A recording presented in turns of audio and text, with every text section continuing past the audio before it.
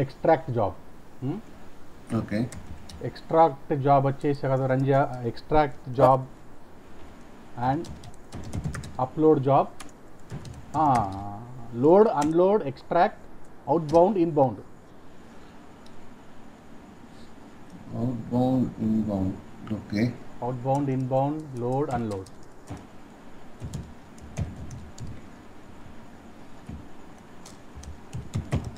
So ఈ జేసీఎల్స్ అవన్నీ setup ఉన్నాయి. ఏ ఎన్వైరన్మెంట్ రన్ చేయాలో ఆ ఎన్వైరన్మెంట్ తగ్గట్టు మనం కాన్ఫిగర్ చేసి రన్ చేసి రిజల్ట్స్ని అనలైజ్ చేయాలి.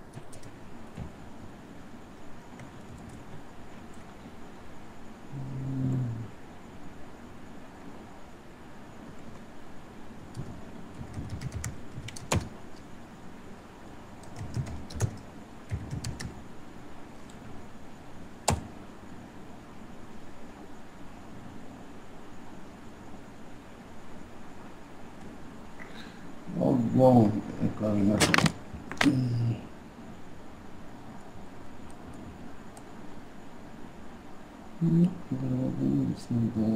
Constructs. That's what I say.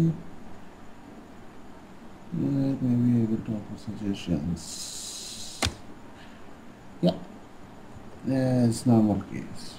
Outbound file ITS1. It is outbound. So outbound కూడా చేసేలే అన్ని దాంట్లో అన్ని చేసేయాలి. ఓకే. అవుట్బౌండ్ అంటే జాబ్ పేరా లేకుంటే ఆ ప్రాసెస్ పేరేమనే? అవుట్బౌండ్ అంటే we're sending a job that will run to send data from our system to another system. Okay, అర్థమైంది. ఎఫ్టిపిసి ప్రోగ్రామ్స్ అయి ఉంటాయి. ఇన్బౌండ్ అంటే the job that will fetch data from other system to our system, incoming. Load unload అంటే DVD టేబుల్ని లోడ్ చేయడము, unload అంటే DVD table నుండి అన్లోడ్ చేయడం. Outbound inbound is like sending files out side కదా, అది FTP link file transfer protocols అవి. సార్ ఒక షేర్డ్ లొకేషన్లకు సార్ ఫామ్ చేయడం కదా. షేర్డ్ లొకేషన్ కానీ మీరు మెయిన్ ఫ్రేమే యూజ్ చేస్తున్నారు వాళ్ళు. మెయిన్ ఫ్రేమ్ యూజ్ చేయొచ్చు. మా దాంట్లో కూడా జాబులు అన్నీ సేమ్. ఫైల్స్ రిపోర్ట్స్ పంపించాలంటే మేము చేతికి ఇవ్వం కదా, షేర్ డ్రైవ్లో పెట్టేస్తాం డైరెక్ట్ జాబ్ నుంచి. మెయిన్ ఫ్రేమ్ నుంచే మెయిల్ పంపించచ్చు, మెయిన్ ఫ్రేమ్ నుంచి ఎఫ్టిపి ఫైల్ కూడా సర్వర్ సెండ్ చేయొచ్చు. ఓకే. సో దాని ఎఫ్టిపి అనేది కాన్సెప్ట్, ఫైల్ ట్రాన్స్ఫర్ ప్రోటోకాల్ అని. దానికి పేరు లేదని పెట్టుకోవచ్చు, లైక్ ఇన్బౌండ్ అవుట్బౌండ్ అని చెప్పేసి. అందుకే ఇక్కడ జేసీఎల్ అవుట్బౌండ్ ఏంటని చెక్ చేశారు ఫస్ట్, సేమ్ టర్మినాలజీ అని. ఫారమ్స్ తెలిసిపోతాయి అన్నమాట కొంతమంది వాళ్ళకి. ఇప్పుడు మీరు అడిగినట్టు అడిగారు వాట్ ఈస్ అవుట్బౌండ్, నేను అడిగినట్టు. కానీ నెవర్ హర్డ్. ఎప్పుడు వెళ్ళి అంటే ఇక అది జేసీఎల్ సంబంధించింది కాదని అంటాం. అట్లా టర్మినాలజీ అనేది తెలిసిపోతాం. మనం లోడ్ అన్లోడ్ ఎక్స్ట్రాక్ట్ దానికి ఏం పెద్ద ప్రాబ్లం లేదు అండి. అది మీరు జేసీఎల్ చూడంగానే మీకు అర్థమైపోయి ఉంటుంది కొంచెం. Okay fine. ఇంకోటి జీడీజీ, ఎస్బీఐ ఇవన్నీ యూజ్ చేస్తున్నారు, అదే టెర్మినాలజీ. జీడీజీ అయితే ఓకే. ఇంకోటి ఏమన్నారు? ఎస్బీఐ. ఎస్బీఐ ఇది కొంచెం question mark. What is that? చూద్దాం. లైక్ జీడీజీ అంటే చాలా ఈజీ. ఆర్ఎఫ్ఎం ఇంకోటి ఏముంటుంది? ఆర్ఎఫ్ఎం, ఆర్ఎఫ్ఐ,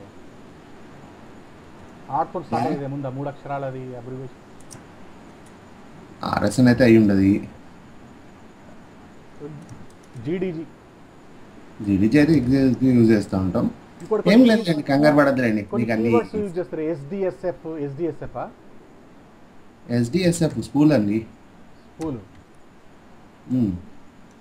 మనం జాబులు రన్ అయ్యేది స్కూల్ అంటే గుర్తుందా? అదే ఎస్డిఎస్ఎఫ్. ఓకే. ఒక జాబ్ ఒక మెంబర్ ముందు క్వశ్చన్ మార్క్ పెడితే అది కూడా వ్యూ అన్నట్టే కదా. మెంబర్ ముందు క్వశ్చన్ మార్క్ పెట్టినంటే యాక్చువల్గా స్కూల్లో జాబ్ను ఓపెన్ చేయడానికి క్వశ్చన్ మార్క్ పెట్టాం, గుర్తుందా? అవునవునవును. సిస్ అవుట్ సిస్ ప్రింట్ వస్తాయని చెప్పేసి అదే స్కూలు.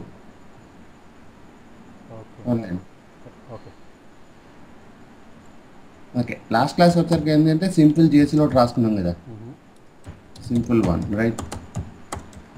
నా ఇప్పుడు మీ కింద ఇన్ఫర్మేషన్ ప్రకారం మీరు నేర్చుకోవాల్సిన జేసీల్ కొంచెం స్లైట్లీ డిఫరెంట్ అనమాట. సో మీరు వర్కౌట్ చేయాల్సింది కోబాల్ బేస్డ్ జేఎస్ఎల్ కాదు. No. మీరు పనిచేయాల్సింది యూటిలిటీ బేస్ జేఎస్ఎల్స్. యూటిలిటీ అంటే pre written programs. Okay. Pre written IBM ప్రోగ్రామ్స్ని యూటిలిటీస్ అంటాం. లైక్ లోడ్ అండ్ అన్లోడ్ అనేది utility programs. Okay. DSN util అని ఒకటి ఉంటుంది, డిఎస్ఎన్ ఎస్పీజిఎం అని కనిపిస్తుంది అక్కడ స్క్రీన్లో. అవి ఏంటంటే డేటాబేస్ డిబిటీ యూటిలిటీస్ అనమాట. ఓకే. ఆ యూటిలిటీస్ యూజ్ చేసి ప్రీ రిటర్న్ లాజిక్స్ని ఎగ్జిక్యూట్ చేసుకోవడానికి జేఎస్ఎల్స్ రన్ చేస్తూ ఉంటాం. సో మీకు తెలియాల్సింది utility based JSL, not COBOL based JSL. COBOL లాజిక్స్తో సంబంధం లేదు. మీరు you are not going to test that one. As you are doing load and unload, it's basically purely on utilities. Okay. So మనం utility based నేర్చుకోవడం easy, తొందరగా అయిపోతుంది. తర్వాత కోబాల్ అవసరం పడకపోవచ్చు మీరు చెప్పిన పాయింట్ ప్రకారం, బట్ దీనికైనా ఎక్స్ట్రా ఏమంటే అది కూడా నేర్చుకోవచ్చు మనం. అండ్ అఫ్కోర్స్ దీన్ని బట్టి రాసినా జేసీలు ఒకటే లేండి. ఆడ లాజిక్ తెలిస్తే ప్రోగ్రామ్కి రాసుకోవడం, ఈడ యూటిలిటీ తెలిస్తే దాన్ని బట్టి జేసీలు రాసుకోవడం, ఒక్కొక్క యూటిలిటీకి ఒక్కొక్క ఫార్మాట్లో రాసుకోవడం. సో అది ఈజీ లేండి. బట్ మనము జేసీఎల్ నేర్చుకోవడానికి ఏంటంటే, ఇప్పుడు లాస్ట్ క్లాస్లో only simple JCL okay 4 statements గురించి చూసుకున్నాం. Job statement, exact, DD, null అని చెప్పేసి. సో ఈరోజు యాక్చువల్గా ఏం చేస్తానంటే జాబ్ స్టేట్మెంట్ అనే job card, exact card, DD card మొత్తం డీటెయిల్గా చూద్దాం. రేపు ఎల్లుండి జేఎస్ఎల్ కంప్లీట్ చేయొచ్చు, బేసిక్ వర్షన్ జేఎస్ఎల్. ఆ తర్వాత DB2 స్టార్ట్ చేసి మళ్ళీ DB2 జేఎస్ఎల్ కంప్లీట్ చేయొచ్చు. సో ఆల్రెడీ మనకు తెలిసిన job statement, exact, DD and null statements. Okay.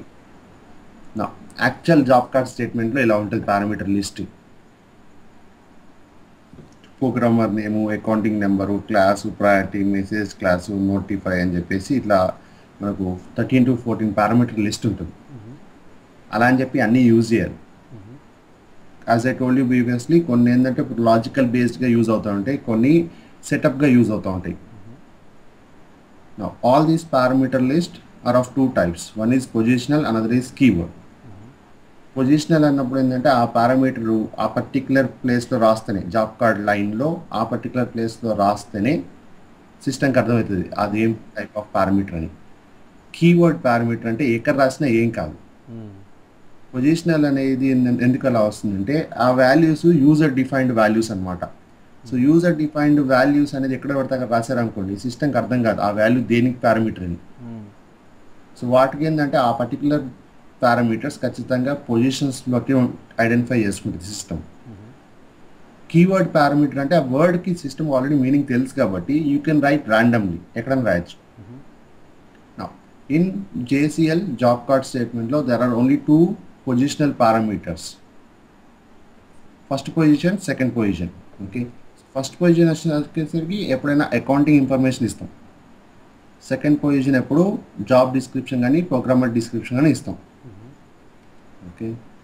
Positional parameters are 2 types, 2 values, like one is accounting information and this is program description. మిగతా అన్ని keyword parameter. Like notify అనేది keyword, already సిస్టమ్కి తెలుసు అది ఏం meaning ఉందని. రైట్. సో ఒక job card స్టేట్మెంట్లో మీకు పారామీటర్ లిస్ట్ ఉంటుంది. పారామీటర్ లిస్ట్లో 2 types, positional, keyword. Positional parameters should be written at that particular position so that system can identify what parameter it is. Keyword parameter అనేది the meaning is already known to JCL, so it's a JCL reserved name. You can right in any order. But ఒకటే job కార్డ్లో మనకి positional parameter, keyword parameter ఉన్నాయి కాబట్టి first you have to right all the positional parameters, then you have to start with the keyword parameters. Now coming in depth of accounting information, as I told you in previous class, accounting information wala use enti system admin can identify how much CPU you are using, right? ఎంత CPU use అవుతుంది అప్లికేషన్కి, ఎన్నిసార్లు process run అవుతుంది, okay, how much memory is required అని చెప్పేసి detail gather చేసుకోవడానికి system they need some accounting details. So accounting అనేది మనకు కొన్ని కంపెనీస్లో ఒక 1 or 2 నెంబర్స్ ఉంటాయి, కొన్ని కంపెనీస్లో 3-4 ఫార్ములాస్ ఉంటాయి అన్నమాట. లైక్ ఫర్ ఎగ్జాంపుల్ ఇలా you may have something like big number ఇలా కూడా ఉండొచ్చు. కొన్నిసార్లు project code, location code, account number అని చెప్పేసి ఇలా డిఫరెంట్ సబ్ పారామీటర్స్ ఉంటాయి. కొన్ని కంపెనీస్లో సింపుల్ ర్యాండమ్ ఒక 8 డిజిట్ నెంబరో 9 డిజిట్ నెంబరో ఉంటుందన్నమాట. ఫర్ ఎగ్జాంపుల్ ఇక్కడ చూస్తే account number, billing date, billing code, okay, billing location. మాకేంటంటే ప్రాజెక్ట్ కోడు, ప్రొడక్షన్ టెస్ట్ అని చెప్పేసి ట్యాక్స్, మళ్ళీ మా ర్యాక్ ఆఫ్ ఐడి అలా ఉంటుంది అన్నమాట. ఆ అకౌంటింగ్ డీటెయిల్స్ ఉంటాయి. నెక్స్ట్ వచ్చేసరికి జాబ్ డిస్క్రిప్షన్ మీరు 20 క్యారెక్టర్ లెంత్లో ఏదో ఒక జాబ్ డిస్క్రిప్షన్ రాసుకోవచ్చు. లైక్ లోడ్ జాబ్ అని చెప్పేసి, అన్లోడ్ జాబ్ అని చెప్పేసి. That it clear. Now remaining things are straight forward. Keyword parameters. Keyword పారామీటర్స్లో ఫస్ట్ పారామీటర్ క్లాస్ పారామీటర్. ఇది ఇంపార్టెంట్. ఓకే, మనకు మెయిన్ ఫ్రేమ్ అనేది మల్టీ యూజర్ సిస్టమ్ అనమాట. మల్టీ యూజర్ అనేది చాలామంది ఒకసారి రన్ చేసుకోవచ్చు అనమాట. బట్ అందరు వచ్చేసి ఒకటే సిపియూ మీద పడద్దు. So what admin will do is he will divide a single CPU into different classes and he'll assign each class to one of the applications so that everybody get a fair amount of space on a CPU. ఇది ఎలా ఉంటుందంటే ఆ class define చేసేటప్పుడు he'll restrict lot of things. Class ఒక job ఎంత time run చేయాలి, ఇది important. Okay, ఒక జాబ్ ఒక క్లాస్లో ఎంత టైం రన్ చేయాలనే ఒక కన్స్ట్రెంట్ కూడా అక్కడ సెట్ చేస్తాడు. అలాగే దాని యొక్క ఫీజిబిలిటీ, కావాల్సిన అమౌంట్ ఆఫ్ మెమరీ అదంతా ఉంటుంది. మనకు మెయిన్గా ఇంపార్టెన్స్ ఏంటంటే టైం అనమాట. సో ఒక క్లాస్ పారామీటర్ ఏం చేస్తారంటే it will allocate a resource, CPU resource to a particular job. ఈ క్లాసెస్ ఎలా డివైడ్ చేస్తారంటే based on the time pattern. కొన్ని క్లాసెస్ 10 మినిట్స్కే ఇస్తారన్నమాట లిమిటేషన్. కొన్ని క్లాసెస్ 30 మినిట్స్, కొన్ని క్లాసెస్ 1 అవర్, కొన్ని క్లాసెస్ 24 అవర్స్ ఇస్తారన్నమాట బ్యాండ్ విడ్త్. మీరు ఏదైనా జాబ్ సబ్మిట్ చేశారనుకోండి, అన్లోడ్ జాబ్ కానీ లోడ్ జాబ్ కానీ రన్ చేశారనుకోండి, అలాంటి అన్లోడ్ జాబ్స్ ఏంటంటే హ్యూజ్ డేటా మీద పనిచేస్తూ ఉంటాయి. బల్క్ డేటా లోడ్ చేయడం కానీ బల్క్ డేటా అన్లోడ్ చేయడం కానీ ఉంటుంది. అవి కొన్ని ప్రాసెసింగ్ జాబ్స్ ఉంటాయి. అవి ఏంటంటే 2-3 సెకండ్స్లో అయిపోతాయి. లోడ్ అన్లోడ్ అనుకోండి 5-10 మినిట్స్ కానీ 15 మినిట్స్ కానీ 2 అవర్స్ కానీ పడుతూ ఉంటాయి. సో ప్రాసెసింగ్ జాబ్స్కి, లోడ్ జాబ్స్, అన్లోడ్ జాబ్కి ఏంటంటే డిఫరెంట్ క్లాసెస్ ఇచ్చేస్తారు. So that other people who are running for 10 minutes should not wait for 1 hour for unload programs. అలా క్లాస్ డివైడ్ చేసేస్తారు అన్నమాట. సో సిపియూ క్లాస్ డివైడ్ చేయడానికి ఇక్కడ క్లాస్ పారామీటర్లు ఆల్రెడీ అడ్మిన్ డిసైడ్ చేస్తాడు, మనం ఏం చేయం. అడ్మిన్ డిసైడ్ చేసి మన అప్లికేషన్కి ఆల్రెడీ డిఫైన్ చేసి ఇచ్చేస్తారు అనమాట. నేను కంపెనీలో జాయిన్ అయిన తర్వాత నా జాబ్ కార్డ్ క్లాస్ పారామీటర్ ఏందని నేను నా కొలీగ్స్ ఏం వాడుతున్నా అది వాడుకోవాలి. నాకు నచ్చినట్టు ఏబిసి అని చెప్పేసి రాయలేను ర్యాండమ్గా. రెడీ ప్లస్ ఇది ఇంపార్టెంట్ ఎందుకంటే మీకు అలొకేట్ చేసిన అప్లికేషన్ క్లాస్ వాల్యూ కూడా కొన్నిసార్లు మీ జాబ్స్కి సరిపోదు. గుర్తుపెట్టుకోండి, మీ క్లాస్ సమ్ బి అని ఇచ్చాడు అనుకోండి, ఇక్కడ కన్సిడరేషన్ 30 మినిట్స్ ఇచ్చాను బి, ఓకే, లేదా సి ఇచ్చారు అనుకోండి 1 అవర్. బేసిక్గా లోడ్ అన్లోడ్కి క్రోర్స్ ఆఫ్ రికార్డ్స్ ఉంటే గిట్ట మినిమం 1-2 అవర్స్ పడుతుంది. ఓకే, సో సి క్లాస్ ఇచ్చాడు అనుకోండి, మీరేమో రన్ చేశారు అన్లోడ్ అని చెప్పేసి మొత్తం డేటాబేస్లో ఉన్న టేబుల్ మొత్తం తీసుకొచ్చి ఫైల్లో పెట్టడానికి ట్రై చేస్తున్నారు. కొన్నిసార్లు ఏంటంటే 1 అవర్కి ఎక్కువ మించిపోతుంది అన్నమాట డేటా ఎక్కువ ఉండడం వల్ల. అప్పుడు ఏంటంటే జాబ్ ఆగిపోతుంది, జాబ్ అబెండ్ అయిపోతుంది అన్నమాట. సిపియూ లిమిట్ ఎక్సీడ్ అని చెప్పేసి, సిపియూ టైం లిమిట్ ఎక్సీడ్ అని చెప్పేసి సిస్టమ్ అబెండ్ చేసేస్తుంది. ఓకే, అర్థమవుతుందా? సో ఇదేంటంటే ఇంపార్టెంట్. మీ జాబ్ సెటప్ చేసుకోకుండా రన్ చేశారనుకోండి, మీ క్లాస్లో కాకుండా పోయి పక్క క్లాస్లో రన్ చేస్తూ ఉంటారు. కొన్నిసార్లు 24 అవర్స్ క్లాస్లో రన్ చేయొచ్చు, కొన్నిసార్లు 10 మినిట్స్ క్లాస్లో రన్ చేయొచ్చు. మీది 1 అవర్ జాబు, మీరు వెళ్ళి 10 మినిట్స్ క్లాస్లో రన్ చేస్తున్నారు అనుకోండి, ప్రతి 10 నిమిషాలకు అబెండ్ అవుతూ ఉంటుంది. మీకు అర్థం కాదు ఎందుకు అబెండ్ అవుతుందని. అన్ని జాబులు కరెక్ట్గా ఉన్నాయి, డేటా కరెక్ట్గా ఉంది, అన్లోడ్ అవుతుంది, కానీ 10 మినిట్స్గా ఎక్కువ రన్ అవ్వట్లే అని చెప్పి మీరు అర్థం చేసుకోలేకపోతారు. ఎందుకంటే టైం లెక్కొట్టారు కదా. That it. సో మీకు ఏ క్లాస్ అలొకేట్ చేస్తారో ఆ క్లాస్లోనే మీరు జాబ్స్ రన్ చేసుకోవడం బెటర్ అనమాట. లేకపోతే మీరు జాబ్లు అబెండ్ అవుతూ ఉంటాయి, లేదా జాబ్ అనవసరంగా ఎక్కువ వేరే క్లాస్లో రన్ చేయడం వల్ల వాళ్ళకి యూజ్ అవుతా అన్నసరి కంప్లీట్ అవుతూ ఉంటుంది. కరెక్ట్? డౌట్ ఏం లేదు నాకు. నెక్స్ట్ ప్రయారిటీ ఎక్కువ వాడరు, బట్ ప్రయారిటీ పారామీటర్ ఏంటంటే ఒకటే క్లాస్లో ఇప్పుడు నేను ఇద్దరం కలిసి ఒకటేసారి సబ్మిట్ చేశాను అనుకోండి ఒక జాబ్, నేనో జాబ్ రన్ చేశాను. సో అందులో ఎవరిది ఫస్ట్ రన్ అవ్వాలనేది ఈ ప్రయారిటీ పారామీటర్ చెప్పొచ్చు అనమాట. ఓకే, సో ప్రయారిటీ అనేది హై ఇచ్చారనుకోండి, మీది ఫస్ట్ రన్ అవుతుంది. మ్యాక్సిమం 15, కానీ అడ్మిన్ 15 ఇచ్చే అయితే యాక్సెస్ ఇయ్యడు, మ్యాక్సిమం 13 ఇస్తాడు మీకు. డిఫాల్ట్ 8 9 ఉంటుంది. సో ప్రయారిటీ పట్టించుకోము జనరల్గా, ఎందుకంటే మనకు సంబంధం లేదు, మనం ఇప్పుడు రన్ కానీ 10 నిమిషాల తర్వాత రన్ అయినా మాకు ఏం తొందర లేదు కదా. సో ప్రయారిటీ పారామీటర్ పట్టించుకోరు, బట్ ఉంటుందన్నమాట. సో మీ జాబ్ కాల్లో పారామీటర్ లేకపోయినా కంగారు పడక్కర్లేదు, డిఫాల్ట్గా 8 9 13 తీసుకుంటుంది ఎలాగో. Okay, next message level. ఈ మెసేజ్ లెవెల్ ఏంటంటే సింపుల్ అవుట్పుట్ అనమాట. మీరు సబ్మిట్ చేసిన జేసీఎల్ యొక్క స్టేట్మెంట్ లెవెల్స్ అనమాట. ఇది స్కూల్లో ఎంతవరకు డిస్ప్లే అవ్వాలనేది క్వశ్చన్ మార్క్. సో కొంతమంది ఏంటంటే మాకు సిస్టమ్ మొత్తం కంప్లీట్గా డిస్ప్లే చేయాలనుకున్నప్పుడు మెసేజ్ లెవెల్ 1,1 ఇవ్వడము, లేదు తక్కువ అన్నప్పుడు మెసేజ్ లెవెల్ 0,0 ఇవ్వడం అనేది కామన్ అనమాట. సో జేసీఎల్ యొక్క ఎక్స్పాన్షన్ ఇన్ఫర్మేషన్ మనకు స్కూల్లో ఎంతవరకు డిస్ప్లే అవ్వాలి అనేది క్వశ్చన్ మార్క్. ఆ క్వశ్చన్కి ఆన్సర్ స్కూల్లో కనపడుతుంది. స్కూల్లో మనం రాసిన స్టేట్మెంట్స్ అన్నీ కనపడతాయి అన్నమాట. ఇప్పుడు నా దాంట్లో అనుకోండి ఇక్కడ ఉంది SDSF 5 అనమాట నా దాంట్లో ఆప్షన్. మీ దాంట్లో ఎస్ అని ఉంటుంది డైరెక్ట్గా. సో ఇక్కడ నా జాబ్ నేమ్ ఇచ్చి క్వశ్చన్ మార్క్ ఇస్తాను ఓపెన్ చేయడానికి. ఇందులో ఈ పార్ట్ ఉన్న చూడు JCL plus system message. So ఈ లాగ్ ఇన్ఫర్మేషన్ ఎంతవరకు డిస్ప్లే చేయాలి, ఎంత డీటెయిల్గా డిస్ప్లే చేయాలనేది మనం ఈ మెసేజ్ లెవెల్ అనే పారామీటర్తో చెప్తాం అనమాట. Okay, message level maximum data spend చేసుకోవడానికి 1,1 ఇవ్వాలి. Print all the JCL statements including the catalogue procedures, print all the system message every time. 1,1 ఇచ్చారనుకోండి, మెసేజ్ లెవెల్ 1,1 మ్యాక్సిమం స్టేట్మెంట్స్ మీకు ఇందులో డిస్ప్లే అయిపోతుంది. ఓకే, లేదు తక్కువ కావాలనుకున్నప్పుడు 0,0 ఇవ్వండి. బట్ బేసికల్గా మీరు ఎప్పుడు వాడాల్సిన కామన్ ఏంటంటే మెసేజ్ లెవెల్ 1,1 అనమాట. ఓకే, మ్యాక్సిమం డేటా డిస్ప్లే చేసేసుకోండి. స్కూల్లో ఏంటంటే 1-2 డేస్ కన్నా ఎక్కువ ఉండదు డేటా. ఓకే, ఈ జాబ్ అన్నది చూడండి 1-2 డేస్ తర్వాత ఆటోమేటిక్గా డెలీట్ అయిపోతాయి.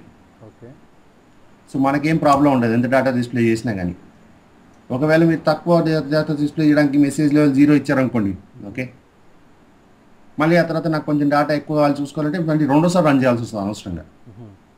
దాని బదులు ఆల్రెడీ ముందే 1,1 ఇచ్చేసి ఫుల్గా డిస్ప్లే చేయండి. యూజ్ అవుతుంది, లేకపోతే లేదు. అది ఇది ఆల్రెడీ మీ జాబ్ కార్డ్లో రాసే ఉంటుంది అన్నమాట. మెసేజ్ లెవెల్ 1,1 రాసి ఉంటుంది, కానీ మీరు చూసినా మీకు అర్థం కావాలి ఎందుకు రాశారని. ఓకే, అది ఇప్పుడు దాకా నేను చెప్పిన పారామీటర్స్ ఏంటంటే అకౌంటింగ్ ఇన్ఫర్మేషన్,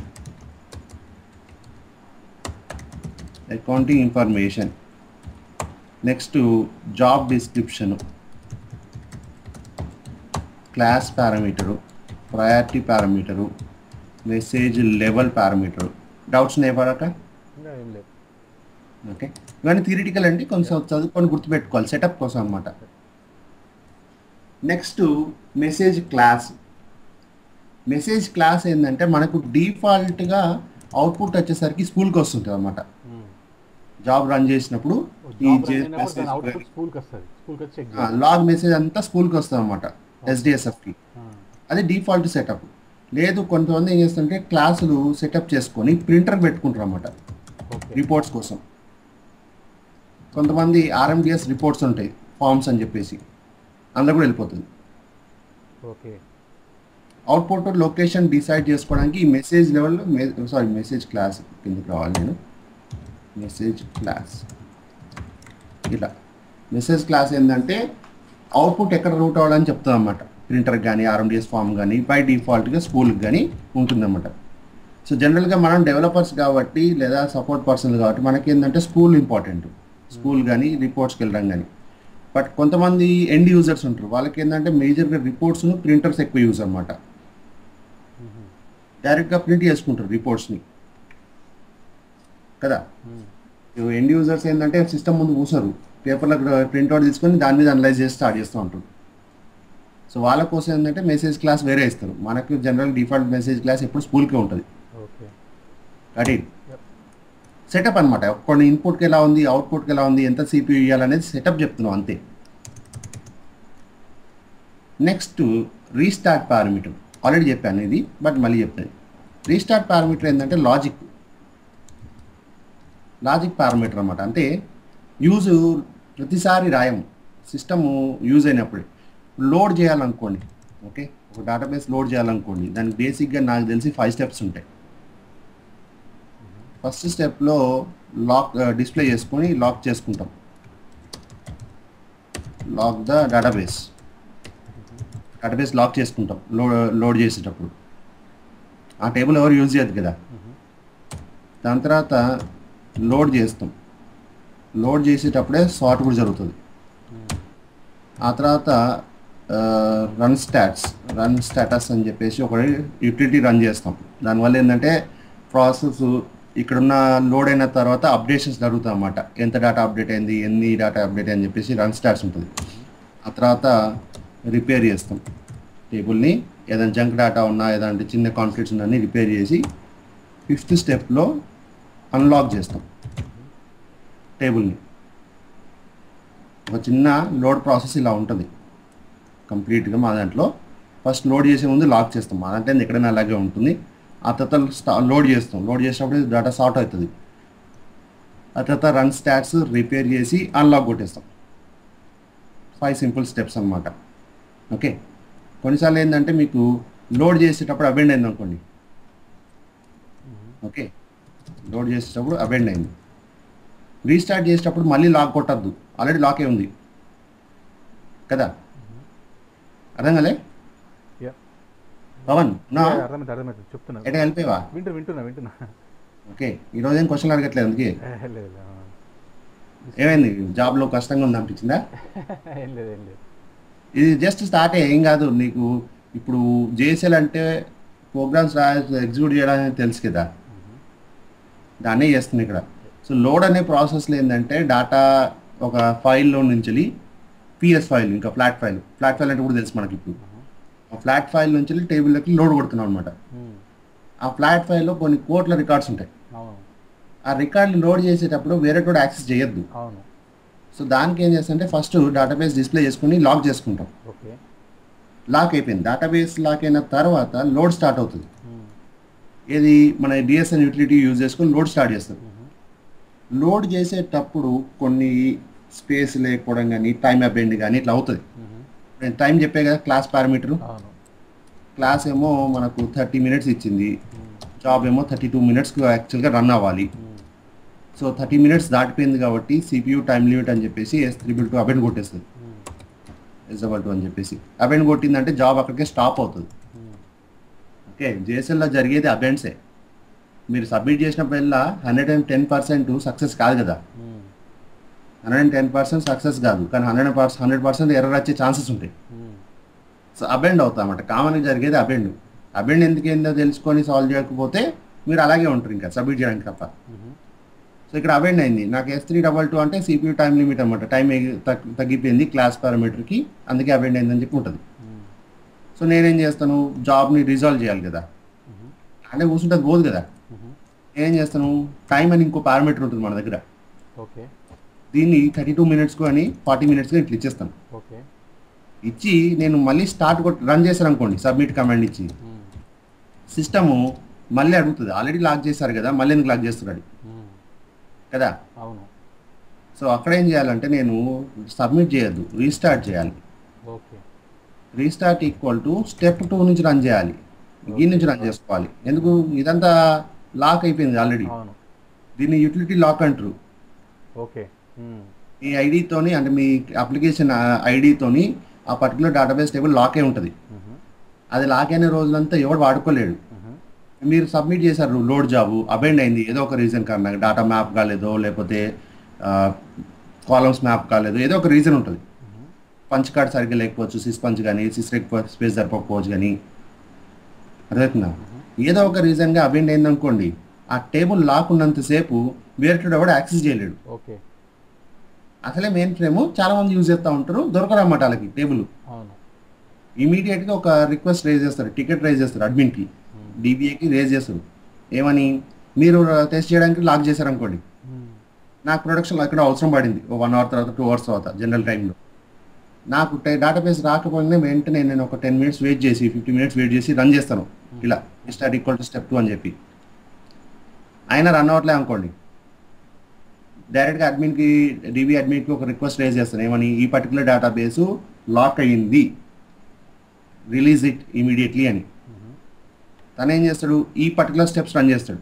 రన్ చేసేటప్పుడు ఏంటంటే బ్యాకప్ ఇంతకుముందు ఎలా ఉందో అలా రన్ చేసుకుంటాడు. ఈ స్టెప్స్ రన్ అవ్వాలి ఖచ్చితంగా. ఇది లోడ్ రన్ అయ్యేటప్పుడు ఏంటంటే కొన్నిసార్లు ఏంటంటే మొత్తం టేబుల్ ఉన్న డేటా మొత్తం తీసి లోడ్ చేస్తుంది, కొన్నిసార్లు ఏంటంటే ఉన్న డేటా అట్లా ఉంచి అప్డేట్ చేస్తుంది. రెజ్యూము రీప్లేస్ అని చెప్పి ఆప్షన్స్ ఉంటాయి. రెజ్యూమ్ అని నమ్మడం అంటే మొత్తం డేటా తీసేసి కొత్త డేటా పెడుతుంది. రీప్లేస్ అన్నాం అనుకోండి, ఉన్నదాన్ని అట్లే పెట్టేసుకుంటే అప్డేట్ చేసుకుని వస్తుంటుంది. సో దాన్ని బట్టి అడ్మిన్ ఏం చేస్తాడు, లాగ్ ఫైల్లో డేటా ఉంటే లాగ్ తీసుకొచ్చి ఆ లాగ్తో అప్డేట్ చేస్తాడు. ప్రీవియస్ డేటా అప్డేట్ చేసి రన్ స్టాట్స్ రిపోర్ట్ అన్లాక్ చేసి పెట్టేస్తాడు మళ్ళీ. సో ఎప్పుడైనా సరే ఇదే ప్రాసెస్ రన్ అవుతూ ఉంటుంది. కానీ ఈ ప్రాసెస్లో ఫెయిల్ అయినప్పుడు నేను మళ్ళీ అక్కడి నుంచే రన్ చేయాలన్నమాట. లోడ్ అయిపోయింది, రన్ స్టాట్స్ కూడా ఫెయిల్ అయితే రన్ స్టార్ట్ నుంచే రన్ చేయాలి నేను. లోడ్ అయిపోయింది, రిపేర్ అయిపోయింది, అన్నీ అయిపోయింది, ఓన్లీ అన్లాక్ కాలేదు అన్నప్పుడు అన్లాక్ నుంచి తీసుకోవాలి నేను. సో ఎక్కడి నుంచి రన్ చేయాలనే సిచ్యువేషన్కి వచ్చినప్పుడు ఈ రీస్టార్ట్ పారామీటర్ యూజ్ అవుతుంది. కరెక్ట్, లాజిక్ బేస్ అనమాట. Next time parameter. టైం ఏంటంటే మీరు CPU ఇచ్చిన టైం లిమిట్ కన్నా ఎక్కువ ఇంక్రీజ్ చేయొచ్చు అనమాట. Increase or decrease. Okay, you can increase the CPU time. ఒకవేళ CPU ఆల్రెడీ క్లాస్ పారామీటర్ వచ్చా అనుకోండి, some class equal to CN ఇచ్చారు, అది ఆల్రెడీ 1 hour తీసుకుంటుంది. ఓకే, ఆల్రెడీ 1 hour ఇచ్చింది ఇది, కానీ మన దానికి సరిపోలే అనుకోండి, మనం చేయొచ్చు class time equal two minutes కిందకి ఇస్తాం అనమాట. మినిట్స్ కిందకి ఇచ్చినప్పుడు ఏంటంటే మీరు 80 or 90 అట్లా 1.5 hour ఇచ్చేసి సెకండ్స్తో సహా చెప్పచ్చు. ఒకవేళ మీకు 90 minutes కూడా సరిపోలేదు, మీకు అర్థం కావట్లేదు, టైం ఎక్కువ ఇచ్చిన రన్ అవుతులే అండి, అలాంటి టైంలో ఏంటంటే మ్యాక్సిమం ఇవ్వచ్చు 1440 అని చెప్పి 24 hours ఇవ్వచ్చు. ఇందులో గుర్తుపెట్టుకోవాల్సింది ఏంటంటే పొరపాటున మీరు టైం ఈక్వల్ టు 10 ఇచ్చారనుకోండి, సిస్టమ్ 10 తీసుకుంటుంది, CPU నలిఫై అవుతుంది. CPU క్లాసు C ఇచ్చారు 1 hour, అది మీరు టైం ఈక్వల్ టు 90 ఇచ్చినప్పుడు ఎలా ఓవర్ రైట్ అవుతుందో ఎక్స్ట్రాగా టైం ఈక్వల్ టు 10 ఇచ్చినప్పుడు అట్లే డిక్రీజ్ కూడా అవుతుంది. సో టైం పారామీటర్ జాగ్రత్త అన్నమాట. ఇది CPU టైంని ఓవర్ రైడ్ చేస్తూ ఉంటుంది. కానీ చాలామంది తెలియదు అంట. చాలామంది ఏంటంటే నాకు తెలిసినంత వరకు రియల్ టైంలో చేసేవాళ్ళు కూడా టైం పారామీటర్ యూజ్ చేసుకొని టైం ఇంక్రీజ్ చేయొచ్చు అనే పాయింట్ గుర్తుపెట్టుకుంటారు. తక్కువ ఇస్తే మాత్రం అది కూడా తక్కువనే అవుతుంది, అది తెలుసుకోరు అన్నమాట. అబైండ్ కొట్టినప్పుడు తర్వాత తెలుసుకుంటూ ఉంటారు, ఎందుకు అబైండ్ అవుతుంది, టైం ఇచ్చా కదా అని చెప్పేసి. CPU టైంని తగ్గించొద్దు, పెంచుకోవాలి కావాలంటే. రెడీ, నెక్స్ట్ టైప్ రన్ అవసరం లేదు, టైం ఏడైంది ఇక్కడ ఉందా. ఓకే, ఇది టైంని ఇప్పుడు చెప్పింది. CPU టైం లిమిట్ ఎక్సీడ్ అయినప్పుడు వాడుకోవాల్సిన టైం పారామీటర్. ఓకే, ఈ event కోడ్ కొడుతుంది మనకు S322 అని. నెక్స్ట్ రీజియన్, ఇది కూడా మీకు ఇంపార్టెంటే. రీజియన్ ఏంటంటే మెమరీ స్పేస్ అన్నమాట. మెమరీ స్పేస్ అంటే మీ జాబ్ రన్ అవడానికి సిస్టమ్ కొంచెం మెమరీ కావాలి కదా, సో దానికోసం అనమాట. కొన్నిసార్లు ర్యాండమ్గా సిస్టమ్ 2 MB 3 MB అని చెప్పేసి ఒక సిస్టమ్ మెమరీ ఇచ్చేస్తుంది JCLకి. కొన్ని సిచ్యువేషన్లో ఆ మెమరీ కూడా దొరకదు అనమాట, సరిపోదు అనమాట రన్ చేయడానికి. సో అలాంటి టైంలో మీకు రీజన్ అవెంట్ రావచ్చు, S822 అని చెప్పేసి. S822 అని చెప్పేసి రీజన్ అబెండ్ వస్తుంది, స్పేస్ సరిపోలే అని చెప్పేసి. స్పేస్ అబెండ్ వేరే, రీజన్ అబెండ్ వేరే. ఓకే, ఒక ఫైల్లో స్పేస్ సరిపోలే అనుకోండి, స్పేస్ అబెండ్ వస్తుంది. జాబ్ ఎగ్జిక్యూషన్కి స్పేస్ సరిపోలే అనుకోండి, రీజన్ అబెండ్ వస్తుంది JCL అప్పుడు. ఓకే, JCLలో మీరు నేర్చుకోవాల్సింది JCL ఒకటే కాదు, దాంతోపాటు అబెండ్స్ కూడా నేర్చుకోవాలి. ఓకే, గుర్తుపెట్టుకోండి, JCLలో అబెండ్స్, అలాగే SQLలో SQL కోడ్స్ ఉంటాయి, ఎర్రర్ కోడ్స్ అనమాట. మనకు సక్సెస్ చాలా తక్కువ అండి. ఓకే, నేను ప్రోగ్రామ్ రాసినా కానీ, నా లాంటి 10 years ఎక్స్పీరియన్స్ 20 years ఎక్స్పీరియన్స్ వాళ్ళు రాసినా కానీ బేసిక్గా వచ్చేది ఏంటంటే అబెండ్స్, ఎర్రర్స్. ఎంత మంచి ప్రోగ్రామ్ రాసినా సరే, జాగ్రత్త పడి రాసినా కానీ ముందు వచ్చేది ఎర్రర్సే మాకు. కానీ మా స్కిల్స్ ఏంటంటే ఆ ఎర్రర్స్ని రెక్టిఫై చేయగలుగుతాం అనమాట. అది మా ఎక్స్పీరియన్స్. ఇక్కడ కూడా అంతే, మీకు ట్రైనింగ్ అంటే JCLలో ఒకటి చెప్తే సరిపోదు, అబెండ్సే చెప్పాలి. ఓకే, ఇప్పుడు S322 అనేది నేను అంటున్నాను, ఎందుకు టైం ఇవ్వండి వచ్చినప్పుడు వస్తా అని, రైట్? ఇది వచ్చినప్పుడు ఏం చేయాలని చెప్పేసి కూడా చెప్తున్నాను, రీస్టార్ట్ ఎలా వాడుకోవాలని. అలాగే రీజన్ అబెండ్ వస్తుంది అన్నమాట, టైం సరిపోక. సో అప్పుడు ఏం చేయాలంటే జనరల్గా మీరు 0 MB నుంచి పెట్టేయండి. 0 MB అంటే మనం 0 ఇచ్చినని కాదు, సిస్టమ్ చెప్తున్నాం అనమాట, మీరు ఎంత స్పేస్ కావాలో అంత స్పేస్ ఇచ్చేయాలి.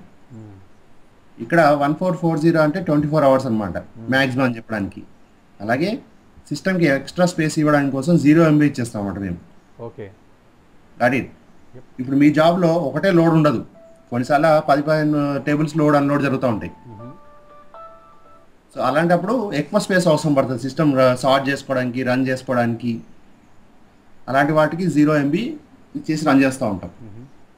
ఓకే, క్లియరా రీజన్? నెక్స్ట్ మనకు కండిషన్ పారామీటర్ ఇక్కడ స్టెప్ లెవెల్ చెప్తున్నా, అది నేను time type run. This is more than enough. So బేసిక్గా వచ్చేసరికి ఇవి. ఓకే, బేసిక్గా ఒక జాబ్ లెవెల్లో రాసే పారామీటర్లు మాత్రం ఇవి.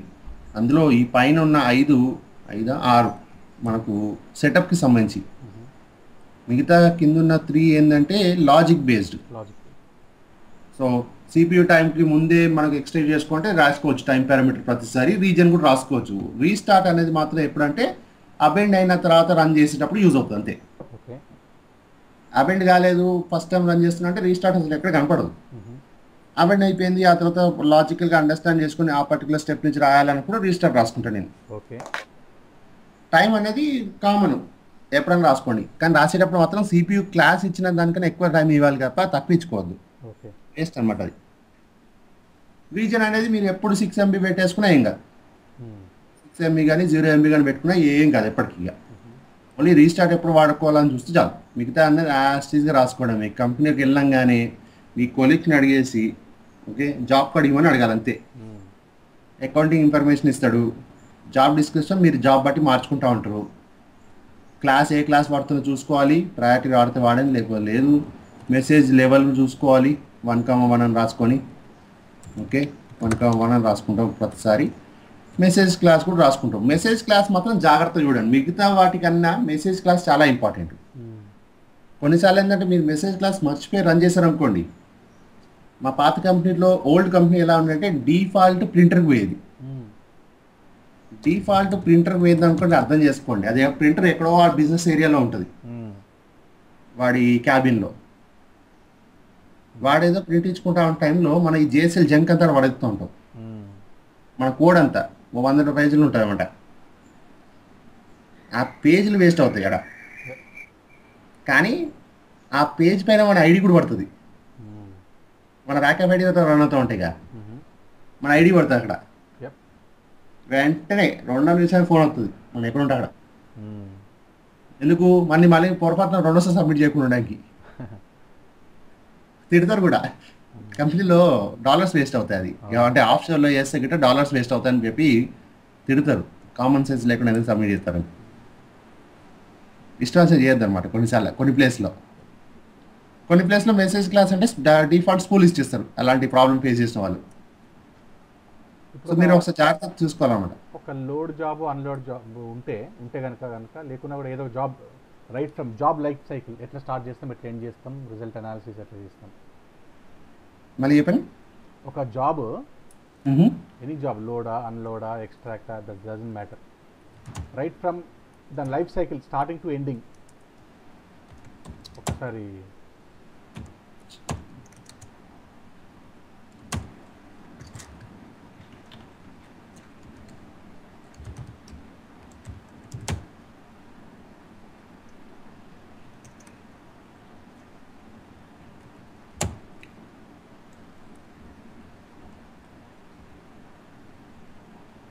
Okay, this is one of the load job ఇది. ఓకే, ఇప్పుడు మనం ఈ స్క్రీన్కి ఎట్లా వచ్చినా మనము డైరెక్ట్ లాగిన్ అయినాక 3.4 నుండి వెళ్ళి జాబ్స్ అంటే మన లోడ్ జాబ్ ఎక్కడుందో మనకు తెలవాలి. ఒకవేళ నా డేటా సెట్లు ఉంది కాబట్టి నేను దగ్గర వచ్చాను. ఓకే, మీకు మీ టెస్ట్ డేటా సెట్స్ అంటే ఎక్కడంటే అక్కడ. ఓకే, మీ కొలీగ్ దగ్గర ఉంటే కొలీగ్ దగ్గర, లేదా మీ దాంట్లో ఉంటే మీ దాంట్లోకి. సింపుల్ థింగ్, డేటా సెట్లకు రావడమే. ఓకే, 3.4 నా అన్ని S1304 అనేది నా పాత company ID. So last time train చేసినప్పుడు అన్ని ఇదే ఐడి వాడేటండి. ఇప్పుడు ప్రజెంట్ నా ఐడి వచ్చేసరికి AP2817. సో ఈ ఐడి వాడుతూ ఉంటుంది ఎక్కువ అట్లా అలవాట్లో. సో ఇప్పుడు ఏంటంటే S1304.dv2 అనే దాంట్లో నేను సెట్ చేసుకున్నాను అన్ని కేటగిరీస్గా. కోబాల్ ప్రోగ్రామ్స్ అని కోబాల్ ట్రైన్ చేసేటప్పుడు కోబాల్లోకి వెళ్తాను. అలాగే సిఎస్ఈఎస్ కానీ వేరేగా బేస్డ్ ఆన్ కేటగిరీ దాన్ని బట్టి ట్రైనింగ్ అటు వెళ్ళిపోతాం అన్నమాట. సో అలాగే DB2 ట్రైన్ చేసేటప్పుడు DB2కి వెళ్ళేసి ఇలా పెట్టేసుకుంటాం. అందులో DB2 సోర్సు, ఓకే, సోర్సు, ప్రాక్, అవుట్పుట్, లోడ్, DBRM, కాపీ అని చెప్పేసి డిఫరెంట్ రిక్వైర్మెంట్ బట్టి డిఫరెంట్ PDS క్రియేట్ చేసుకుంటాం. 3 క్యారెక్టర్స్ 3 క్వాలిఫైర్స్ ఎందుకు పెట్టుకుంటా అంటే చాలా తొందరగా రాసుకోవచ్చు అన్నమాట టైప్ చేయడం కూడా. అదే 4-5 క్వాలిఫైర్స్ అనుకోండి టైప్ చేయడం టైం పడుతుంది నాకు. సో రెగ్యులర్గా నేను యూజ్ చేసేదానికి నేను పెద్ద పేరు పెట్టుకున్నాను అంటే ఇక నా పేరు నేను పెద్దగా పెట్టుకుంటే ఏం యూజ్, చదవడానికి రాయడానికి కష్టం కదా.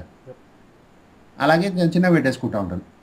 సో ఇందులో చాలా ప్రోగ్రామ్స్ మెంబర్స్ ఉంటాయి. నాకు తెలిసినంత వరకు ఇవి DB2 లోడ్ ప్రోగ్రాము, అలాగే ఇక్కడ కూడా ఉన్నాయి sample load programs, load employee Z program, ఇట్లా ఎగ్జాంపుల్స్. అలాగే కింద అన్లోడ్ ఇట్లా వ్యూ అన్నా ఎడిట్ అన్నా. జనరల్గా ఏంటంటే నాయి కాబట్టి నేను ఎడిట్ పెట్టుకోవచ్చు వెళ్ళి కాన్ఫిగర్ చేసుకోవడానికి. బ్రౌజ్ వాడలే మనం వ్యూ పెట్టాలి కదా రన్ చేయాలంటే. బ్రౌజ్లో రన్ కాదు, ఓకే. మనకేంటంటే 3 రకాలుగా రాసుకోవచ్చు. నేను చెప్తాను చూడు. ఈ అనేది ఎడిట్, చాలా సింపుల్. వి అనేది వ్యూ, బి అనేది బ్రౌజ్. డిఫరెన్స్ ఎలా వస్తాయంటే ఇది ఎడిట్ మోడ్, ఏదైనా చేంజ్ చేసుకోవచ్చు, చేంజ్ చేసుకొని సేవ్ చేసుకోవచ్చు. సేవ్ కమాండ్ సేవ్ చేసుకోవచ్చు. ఇది వ్యూ మోడ్. వ్యూ మోడ్లో ఏదైనా చేంజ్ చేస్తారు అనుకోండి, సపోజ్ జాబ్, సేవ్ చేసుకోవడం కుదరదు.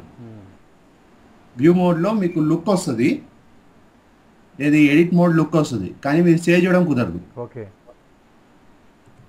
సేవ్ చేయకుండా రన్ చేయలేము మనం కదా.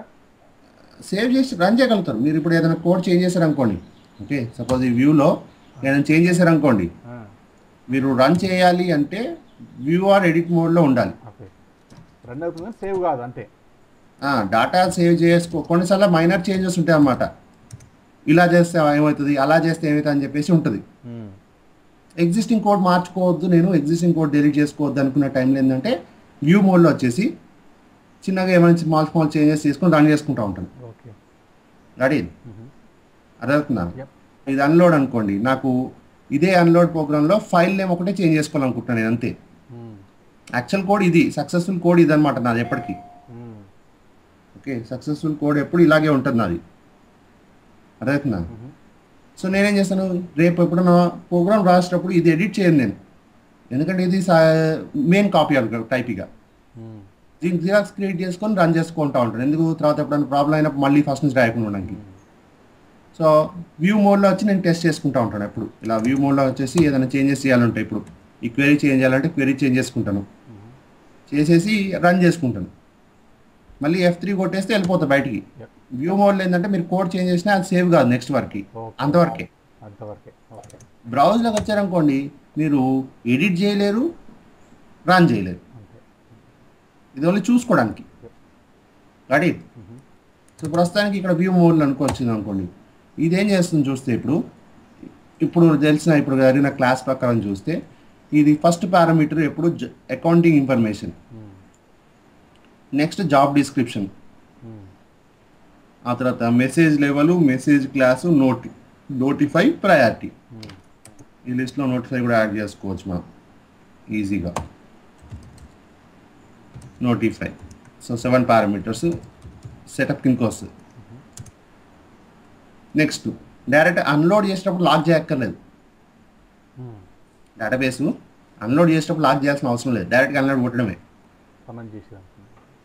సో ఇక్కడ చూడండి, అన్లోడ్ అనే స్టెప్ నేమ్ ఎగ్జాక్ట్ ప్రాక్, DSN యూటిలిటీ ప్రాక్, లేదా డైరెక్ట్గా ప్రోగ్రామ్ నేమ్ రాయాలి. ఇక్కడ ప్రోగ్రామ్ నేమ్ రాసిన తర్వాత యూటిలిటీ ఐడి ఉంటుంది.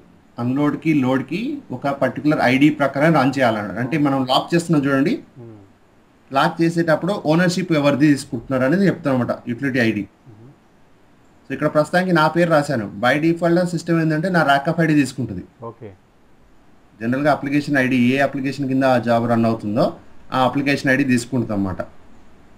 Got it. ఓకే. లేదా చాలామంది ఏం చేస్తారంటే జాబ్ నేమ్ ఇచ్చేస్తారు. ఇక్కడ జాబ్ నేమ్ ఉందో అదే ఇక్కడ ఇచ్చేస్తారు. ఓకే. సిస్టమ్ అనేది ఏంటంటే ఏ డేటాబేస్ సబ్ సిస్టంలో రన్ చేస్తున్నాండి. మీరు ఒక లోడ్ చేసి ఇంకో దాంట్లో లోడ్ చేయాలనుకోండి, అన్లోడ్ చేసి లోడ్ చేయాలనుకోండి, సిస్టమ్స్ మారుతాయి అన్నమాట. ఆ సిస్టమ్స్ రాసుకోవాలి. కొన్ని టెస్ట్ సిస్టమ్స్, ప్రొడక్షన్ సిస్టమ్స్ అనుకోండి. ప్రొడక్షన్ సిస్టమ్ నుంచి అన్లోడ్ చేసుకుని టెస్ట్లోకి లోడ్ చేయాలనుకోండి, ఈ సిస్టమ్ పేరు మార్చాం అన్నమాట. ప్రొడక్షన్ సిస్టమ్ నేము, టెస్ట్ సిస్టమ్ నేమ్ రాసుకుంటాం ఇక్కడ. దెన్ సిస్ ప్రింట్, మిగతా ప్రింట్లు మీకు తెలిసినాయి డంప్ మెసేజ్ల కోసం. ఇక్కడ లోడ్కి అన్లోడ్కి ఎప్పుడు 2 ఫైల్స్ ఉంటాయి. ఓకే, ఇదంతా చాలా ఎక్కువ అయిపోతుంది, బట్ లోడ్కి అన్లోడ్కి ఎప్పుడు 2 ఫైల్స్ ఉంటాయి. 2 ఫైల్స్ 1 టేబుల్. ఇక టేబుల్ కామన్. ఓకే, లోడ్ చేయాలన్నా అన్లోడ్ చేయాలన్నా ఒక టేబుల్ అయితే కావాలి కదా. ఈ 2 ఫైల్స్లో ఏంటంటే ఒకటి సిస్ రెక్ అని ఉంటుంది, ఇంకోటి సిస్ పంచ్ అని ఉంటుంది. సిస్ రెక్లో రికార్డ్స్ ఉంటాయి, సిస్ పంచ్లో లేఅవుట్ ఉంటుంది, టేబుల్ లేఅవుట్ ఉంటుంది అన్నమాట. అంటే ఏ కాలము ఏ పొజిషన్లో ఉంది, ఎంత డేటా టైప్ ఏంటని చెప్పేసి సిస్ పంచ్లో పడుతుంది. సో లోడ్ చేసేటప్పుడు మనకు సిస్ పంచ్ అవసరం, అన్లోడ్ చేసేటప్పుడు సిస్ పంచ్ సిస్టమ్ క్రియేట్ చేస్తుంది. అర్థమవుతుందా? సిస్ పంచ్, సిస్ రెక్ 2 ఉంటాయి. ఈ 2 ఫైల్సే. s13.db2.unload.syspunch, s1304.db2.unload.sysrec. ఇవి ఎలా రాయాలో నేను చూపిస్తాను. జిఎస్ఎల్లో వస్తుంది, అది మీకు యూటిలిటీలో వచ్చేస్తుంది. సిస్ఇన్లో ఇన్పుట్ ఇస్తాం. ఇన్పుట్ ఇచ్చినప్పుడు ఏం చెప్తున్నాను, unload table space this one punch DD అనేది సిస్ పంచ్ ఇచ్చాను, అన్లోడ్ అనేది సిస్రెక్ ఇచ్చాను. From table name IBM user.emp tab అనేది table name, columns employee number, name, salary, date of join. Got it. ఇలా నాకు కావాల్సిందా టేబుల్ డీటెయిల్స్ ఇచ్చేసి run చేయడమే. ఈ టేబుల్ ఉంటే రన్ చేసుకోవడమే. సబ్మిట్ కొడుతున్నాను, జాబ్ సబ్మిట్ అయింది. మ్యాక్సిస్ 8, మ్యాక్సిస్ 8కి ఎత్తుకొచ్చు అంటే దాంట్లో డేటాబేస్ ఆన్ లేదు. డిబిట్ ఆఫ్లైన్లో ఉంది నాది. స్టార్ట్ చేస్తున్నాను. స్టార్ట్. సో ఇప్పుడు ఎర్రర్ వచ్చింది అనుకోండి, ఏదో ఒక ఎర్రర్ వచ్చిందిగా, స్కూల్కి వెళ్ళాలి. స్కూల్కి వెళ్ళినట్టు ఏం చేసేది ఇప్పుడు మీరు? మీకు చెప్పా చూడండి, స్టార్ట్ కొడితే కొత్త స్క్రీన్ ఓపెన్ అవుతాయి. కరెక్టే, 2 స్క్రీన్లు ఓపెన్ చేసి ఇది మార్చేది. మళ్ళీ వెనక్కి వెళ్ళిపోయింది అనుకోండి, వ్యూ మోడ్లో ఉన్నాను నేను, వ్యూ మోడ్లో చేంజెస్ చేశాను. ఓకే, చేంజెస్ చేసి మళ్ళీ ఇప్పుడు F3 బయటకు వెళ్ళాం అనుకోండి, ఆ చేంజెస్ ఎగిరిపోతాయి. సో అదే అక్కడే ఉంచేసి ఇంకో స్క్రీన్ ఓపెన్ చేసి ఇట్లా F9 కొట్టి స్టాప్ చేసుకోవచ్చు నేను. ఓకే, గుర్తుంది నాకు. స్టార్ట్ కొట్టిరు, స్క్రీన్ 2. ఓకే, స్క్రీన్ 2 కొట్టి స్టార్ట్ కొట్టిన తర్వాత మళ్ళీ సేమ్ కమాండ్. నా దాంట్లో స్కూల్ ఎలా వచ్చిందంటే M, మీ దాంట్లో డైరెక్ట్ S వచ్చేస్తుంది. SDSF ఎత్తుక్కోవాలన్నమాట ఎక్కడ ఉందని. ఇక ఓకే, దాంట్లో 5 నెంబర్స్ అన్నమాట, 1 2 3 4 5. ఎక్స్ సిస్టమ్ వచ్చిందంటే సిస్టమ్ ప్రాసెస్ చేస్తున్న అర్థం. ఓకే, బ్యాక్ సైడ్లో వెయిట్ చేయాలి. ఓకే, నా ST question mark open. SDSF కొట్టి SP కొట్టిరా? ST status of the jobs రాసున్నా చూడండి ఇక్కడే. మనకు అదే కావాలి. XT అని ఇంకేం రాయక్కర్లేదు.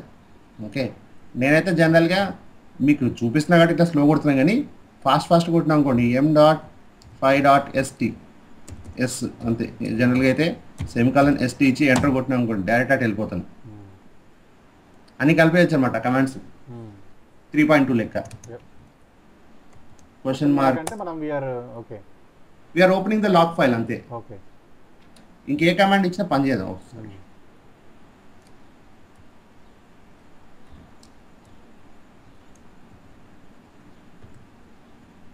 ఓకే, దెన్ సిస్ ప్రింట్లో ఎర్రర్ మెసేజ్లు ఉంటాయి. ఇది జస్ట్ స్టార్ట్ అండ్ స్టాప్ చెప్తుంది. ఇది మన ఇన్పుట్. ఇది వచ్చేసరికి మనకు లాగ్ మెసేజ్లు అనమాట. సిస్ ప్రింట్ అనేది ఎర్రర్ మెసేజ్. JSL లాగ్ మెసేజ్లు, సిస్ ప్రింట్ అనేది సిస్టమ్ జాబ్ యొక్క స్టెప్ యొక్క ఎర్రర్ మెసేజ్లు. Show DB2 system DB8G has not been started. IST return code 8. షోకి కొట్టి డైరెక్ట్ షో కొట్టిరు కదా, SSOW. ఎస్ అంటే షో. రెడీ. ఎలా ఒక ఎర్ర వచ్చింది అనుకోండి, ఏదో ఒక ఎర్ర వచ్చింది అనుకోండి, ఇదే కాదు. నాకంటే జనరల్గా నేను చేసేటప్పుడు ఊరికి తెలిసిపోతూ ఉంటుంది కాబట్టి నాకు నా బ్రెయిన్లో ఫ్లక్చువేట్ అవుతూ ఉంటాయి ఎర్రర్ ఎందుకు వచ్చిందని. మీకు ఎర్రర్ లేదంటే వచ్చింది ఏంటో తెలియదు కదా, స్కూల్కి వెళ్ళిపోవడమే. ఇట్లా ఎంకి వెళ్ళేసి 5కి వెళ్ళి ఎస్టీకి వెళ్ళిపోవడం అని కామన్. స్కూల్కి వచ్చిన తర్వాత ఏది మన లాస్ట్ స్టెప్, ఏది మన ఇంతమంది రన్ చేసిందో జాబ్ నెంబర్ గుర్తుపెట్టుకొని సిస్ప్రింట్లోకి వెళ్తే చెప్తుందన్నమాట. జిఎస్ఎన్ యూటిలిటీ, ఓకే, జిఎస్ఎన్ అంటే DB2 యూటిలిటీస్ అన్నమాట. ఇవన్నీ ఏం చెప్తుంది అది, DB2 system DB8G has not been started. DB8G ఎందుకంటుంది, నేను చెప్పే కదా నా సిస్టమ్ ఈ సిస్టమ్ రన్ చేయమని, అందుకే అది క్లియర్గా చెప్తుంది 8G స్టార్ట్ కాలేదు, స్టార్ట్ చేసుకోపో అంటుంది అది. సో నాకు అది ముందే తెలుసు నేను స్టార్ట్ చేయాలని, ఆటోమేటిక్గా రన్ అవ్వాలి. సో ఇప్పుడు నా సిస్టమ్ రన్ అవుతుంది. DB2 sub system is on now, okay, ఇది క్లియర్గా ఉంది. సో ఇడికి వెళ్ళేసి మళ్ళీ సబ్మిట్ చేస్తున్నాం సెకండ్ టైం.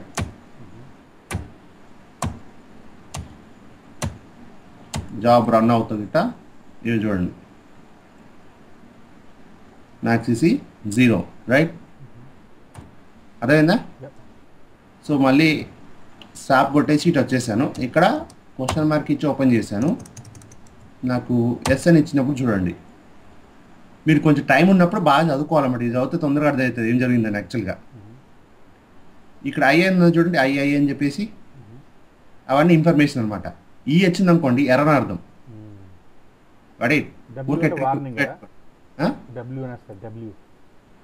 డబ్ల్యూ అంటే వార్నింగ్, వార్నింగ్ పట్టించుకోకలే ఎక్కువ.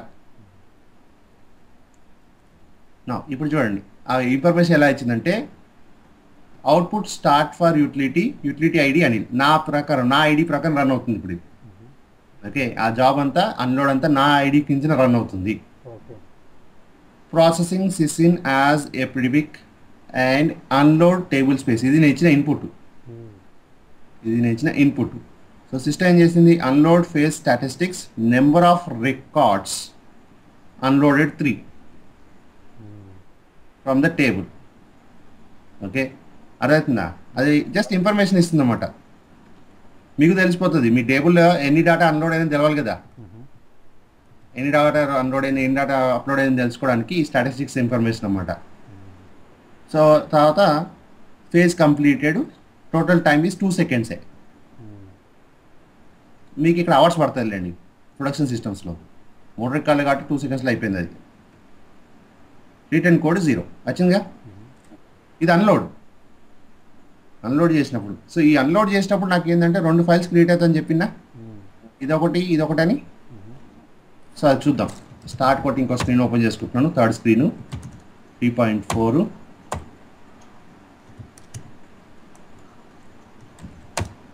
ఈ లాస్ట్ రెండులో ఏమున్నాయి చూడండి. సిస్ పంచు, సిస్ రెక్ అని చెప్పా కదా. సిస్ పంచు ఇప్పుడు నేను రాశాను.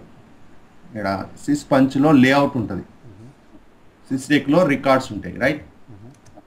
సో ఇక్కడ బ్రౌజ్ కొట్టి చూడండి. బ్రౌజ్ ఎందుకు యూజ్ చేసుకోవచ్చు మనదే కదా అలవాట్ల బ్రౌజ్. సో సిస్ లేఅవుట్ చూడండి ఎట్లుందో. ఎంప్లాయీ నెంబరు, పొజిషను 4,9, క్యారెక్టర్ 6 అనే డేటా టైపు. అలాగే employee name, employee salary, employee date of join. ఈ పంచ్ కార్డ్ వచ్చింది చూడండి, ఈ పంచ్ కార్డ్ యూజ్ చేసి మీరు లోడ్ చేయాలన్నమాట. అర్థమవుతుందా? Load data input sysrec 1 log on resume replace resume అని చెప్పి గుర్తుంది చూడండి అది. సో మీరు లోడ్ చేయాలంటే ఈ పంచ్ కార్డ్ కావాలి. పంచ్ కార్డ్ మీరే రావడానికి చాలా కష్టం. దానికోసం ఏం చేస్తాం అంటే ఫస్ట్ అన్లోడ్ కొడతాం. అన్లోడ్ కొట్టినప్పుడు ఆటోమేటిక్గా నాకు పంచ్ కార్డ్ వచ్చేస్తుంది. ఆ పంచ్ కార్డ్ యూజ్ చేసి మళ్ళీ ఇదే డేటా నేను లోడ్ చేసుకోవచ్చు. ఫర్ ఎగ్జాంపుల్ ఈ డేటా చూడండి, ఇలా ID, name, some location, salary, అలా కరెక్ట్. అర్థమవుతుందా? ఇది అన్లోడ్ చేసినప్పుడు ఏంటంటే డేటా టేబుల్ నుంచి తెచ్చుకుంటున్నాం, అంటే రీడింగ్ చేయడం అనమాట. రీడ్ చేసేటప్పుడు లాక్లు ఏమీ అవసరం లేదు. ఓకే, రీడ్ చేసేటప్పుడు లాక్లు ఏమీ అవసరం లేదు. కానీ లోడ్ చేసేటప్పుడు మాత్రం కావాలి. సో ఇవన్నీ different kinds of load systems. ఇలా రాసుకోవాలి లోడ్ చేసేటప్పుడు. కానీ ఇది ఉండదు, ఇది డబ్బా లోడ్. మంచి లోడ్ చూపిస్తాను. DB2 లోడ్ 1 ఇది హైలైట్, ఇది యాక్చువల్ లోడ్, రియల్ లోడ్ జరుగుతుంది అనమాట. సో లోడ్ ప్రాసెస్ మీకు ఏం చెప్పాను నేను, లాక్ చేసుకోవాలి, లోడ్ చేయాలి, రన్ స్టాట్స్ రిపీట్స్ రన్ చేసుకొని అన్లాక్ చేయాలి, right? So step 10 utility program IKJEF T01. Utility program అన్నప్పుడు డేటాబేస్ సంబంధించిన IBM ప్రొవైడ్ చేసిన జాబ్ అనమాట, ప్రోగ్రామ్. అది యూజ్ చేసుకొని నేను డిస్ప్లే రన్ చేస్తున్నాను. ఇలా display stop the database, start the database under utility lock and display again. ముందు నార్మల్ లాక్స్ డిస్ప్లే చేసుకుంటున్నాను. ఈ కమాండ్స్ రన్ చేసుకోవచ్చు.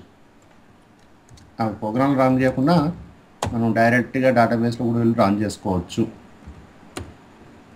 DB2 కమాండ్ 7 ఇక్కడ రన్ చేసుకోవచ్చు.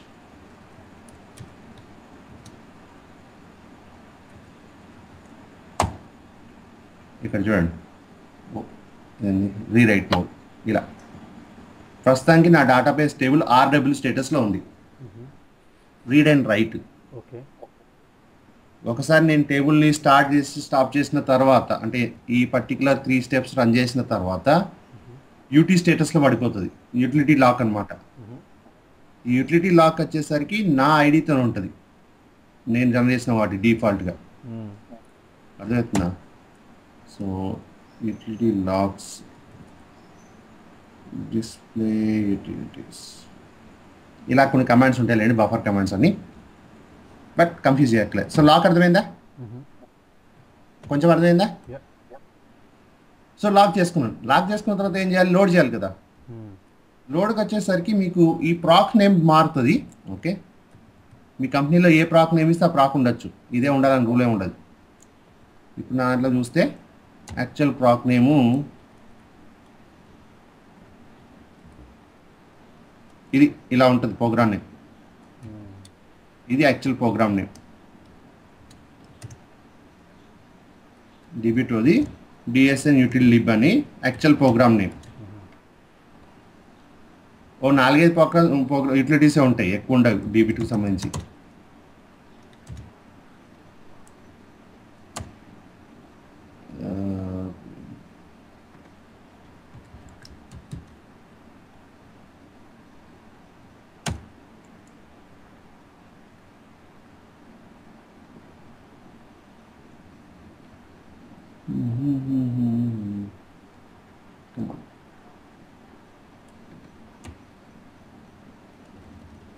IBM DB2 utilities అని చెప్పేసి చెప్పుకుంటే IBMలోకి వెళ్ళిపోతే డైరెక్ట్గా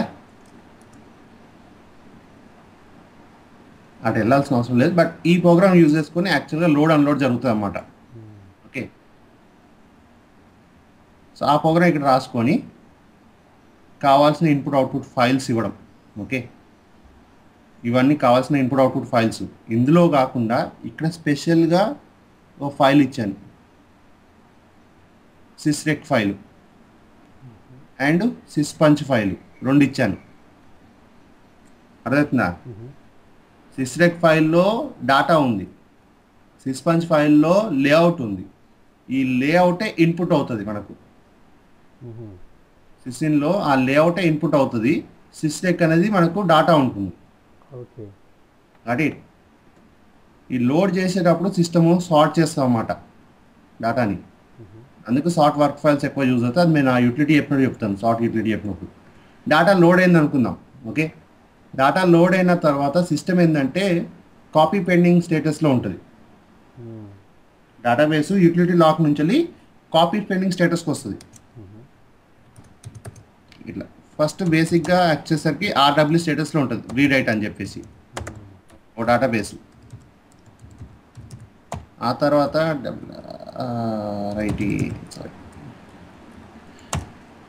UT స్టేటస్లోకి వస్తుంది. యూటీ లాక్ అని చెప్పేసి. ఆ తర్వాత ఏంటంటే మీకు UT comma copy pending status వస్తుంది. ఎందుకంటే కాపీ అయిపోయింది కానీ ఇంకా డేటాబేస్ అప్డేట్ కాలేదు అంటది. ఆ స్టేటస్ అయిపోయిన తర్వాత నెక్స్ట్ లాస్ట్ స్టేటస్ ఏం చేస్తామంటే రిపేర్ చేస్తాం. రిపేర్ చేసేటప్పుడు కాపీ పెండింగ్ స్టేటస్ తీసేస్తాం. Okay, then run stats, database మొత్తం అప్డేట్ చేస్తాం ఇండెక్స్తోని. కీ ఫీల్డ్స్ అని వచ్చాయి కాబట్టి ఇండెక్స్ మొత్తం అప్డేట్ చేయాలి కదా. సో ఆ రెండు అప్డేట్ అవుతుంది. రన్ స్టాట్స్ రిపేర్ చేసేటప్పుడు మనకి ఏంటంటే డేటాబేస్ అప్డేట్ అయిపోతుంది. అప్డేట్ అయిపోయిన తర్వాత స్టిల్ యూటీ స్టేటస్లోనే ఉంటుంది. యూటీ స్టేటస్లో ఉన్న తర్వాత లాస్ట్లో అన్లాక్ చేస్తాం. ఎలా? స్టాప్ చేసి డేటాబేస్ని స్టార్ట్ చేసేటప్పుడు యాక్సెస్ ఆర్డబ్ల్యూకి ఇచ్చేస్తాను నేను. అంటే మళ్ళీ తీసుకెళ్ళి ఆర్డబ్ల్యూ స్టేటస్ పెడతాను. చూడండి, స్టేటస్ ఆర్డబ్ల్యూ నుంచి స్టార్ట్ అవుతుంది, యూటీ లాక్లోకి వెళ్ళిపోతుంది. కాపీ లోడ్ అయిపోయిన తర్వాత కాపీ స్టేటస్కి వస్తుంది. రిపేర్ చేసి రన్ స్టార్ట్ చేసిన తర్వాత యూటీ స్టేటస్ వస్తుంది. మళ్ళీ అక్కడి నుంచి మళ్ళీ స్టాప్ చేసి స్టార్ట్ చేసినప్పుడు ఆర్డబ్ల్యూ స్టేటస్కి ఇవ్వాలి. ఇది యాక్చువల్గా ఒక లోడ్ యొక్క సైకిల్ అనమాట. అన్లోడ్కి అలాంటిదే ఉండదు. మీరు అన్లోడ్ చేయాలంటే సింపుల్గా డేటాబేస్ ఆర్డబ్ల్యూ స్టేటస్ ఉంటే చాలు. కానీ లోడ్ చేసేటప్పుడు మనకి ఈ స్టేటస్ మారుతూ ఉంటాయి. కాపీ పెండింగ్, చెక్ పెండింగ్ అని చెప్పేసి వెయిట్ చేస్తుంది. ఈ మధ్యలో ఎక్కడ అబెండ్ అయ్యి మీకు సొల్యూషన్ రాలేదు అనుకోండి, డైరెక్ట్గా డీబీఏకి మెయిల్ పెట్టడమే. Can you please put the table into RW status అని చెప్పడం అంతే. అర్థమవుతుందా? కొంచెం అర్థమైందా? కన్ఫ్యూజ్ అవుతారా, అందుకే నేను ఇది స్టార్ట్ చేయలేదు. మనం ఆ స్టేజ్కి వెళ్ళినప్పుడు అది చెప్తలేండి. ఓకే, అర్థమైందా? సో ప్రస్తుతానికి నేను వర్క్లో ఇవే చేస్తుంటా, ఈ జాబ్స్ రన్ చేయడం, లోడ్, అన్లోడ్, ఎక్స్ట్రాక్ట్. అన్లోడే కదా ఏదండి ఎక్స్ట్రాక్ట్ అంటే పేర్లు ఏది మాట్లాడితే ఒకటే. అది ఇప్పుడు లోడ్ అంటే ఇది యాక్చువల్గా లోడ్ ప్రోగ్రామ్ కాదు. మరి అన్లోడ్ ప్రోగ్రామ్ అంటే అన్లోడ్ ప్రోగ్రామ్ కాదు, యూటిలిటీస్ అవి, ప్రాసెస్. ప్రోగ్రామ్ పేరు లోడ్ అన్లోడ్ అనేది కాదు, ప్రాక్స్ అలా రన్ అవుతాయి అన్నమాట, అంతే. Correct, clear? మీకు ఈరోజు చెప్పింది ఇది కాదు, ఇది ఈ job card. Okay, job card చెప్పాను మీకు, అంతే. క్లియర్? ఓకే అండి. రేపు ఇంకొంచెం